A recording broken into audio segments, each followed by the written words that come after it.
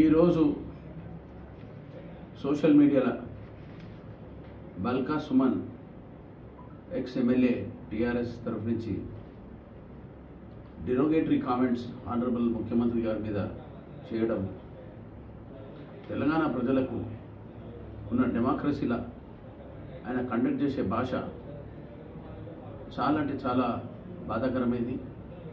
తెలంగాణ ప్రజలు ఈ బీఆర్ఎస్ పార్టీకి సంబంధించిన నాయకులు వాళ్ళు మాట్లాడే పద్ధతిని కల్చర్ని మానుకోవాలి.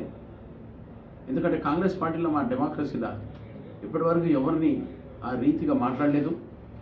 అసలు మాటలు మాట్లాడితే ప్రజలే బుద్ధి చెప్తారు.